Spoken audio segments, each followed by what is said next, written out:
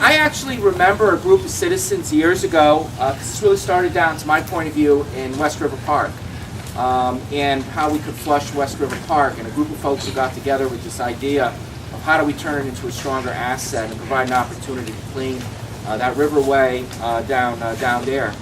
The community got involved and made folks look upstream to the duck pond, which is sort of the center of this wonderful Edgewood Park. Second chances are really wonderful things, but they aren't worth anything if you can't take them. And for years we've known that the flapper gates down at Route 1 in the West River were a mistake. They were a flood control project, good purpose, but overkill. They were preventing the sound, waters and tides and fish from getting up into the West River, and as the mayor said, preventing flushing of the wetlands. The river and the sound should be connected, and it wasn't happening.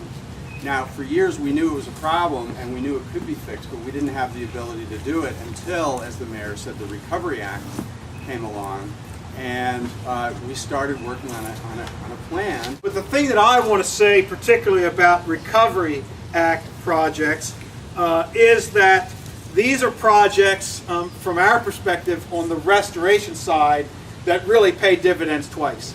They put people to work while this activity is underway, and make no mistake about it, and many of you know they have put people to work and they have been very important in difficult economic times, but at the same time they, particularly on the natural resource restoration side, will pay dividends for years to come, not only in the natural environment but in the economic and social benefits that we all derive from them.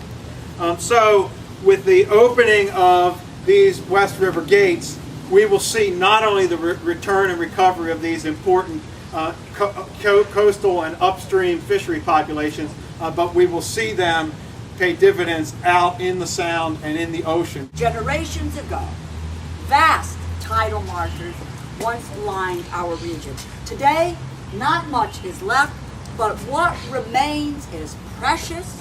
We must do everything to protect and restore it for generations to come. I am so proud to have had the opportunity to partner with everyone who is here in order to create the resources that allow us to maintain this precious treasure. So we had to first cross a divide of old thinking and new. And the old thinking was that, salt marshes, swamps, wetlands, let's drain them, let's control floods, forget it. New thinking, tidal salt marshes are a critical ecological resource, so thank you, our friends in NOAA, for working with us to bring that about. Second, old thinking versus new. Old thinking is federal government doesn't matter. Thank you, Rosa DeLauro, for telling us it does matter, and thank you, President Obama, for the stimulus money that is at work here today. A project that was long delayed, as the mayor said, is getting done with enormous consequences for the ecological resources here in the river, but also for the park and the people of this community. And finally, I want to say it shows government working together. State, several levels of state government, both executive and legislative branches, federal government, again, executive branch with NOAA, the legislative branch with our representative and a representative of our senator, and the local government, which is always critical. Restore America's Estuaries is an alliance of community conservation groups around the country, and we are proud and thrilled to have Save the Sound, a program of Connecticut Fund for the Environment, as one of our member groups. And this project is just one example of the fabulous work that Save the Sound is doing to restore Long Island Sound.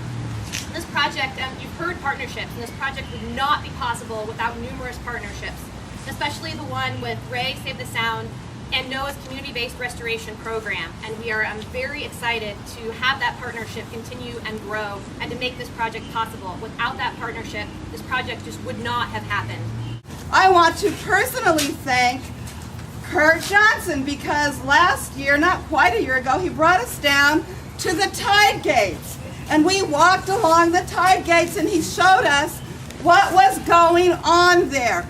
And he talked about the relationships, the partnerships, and the fact that the vision of West River Community Association and the Friends of Edgewood Park would soon be a reality. So to the people in the community who love this park, who use it every day, your dream has finally come true because you haven't given up and because of the collaboration. When I was a little girl, my father used to bring me down here and we would fish, and that's why I asked, are there fish? Because I never caught anything.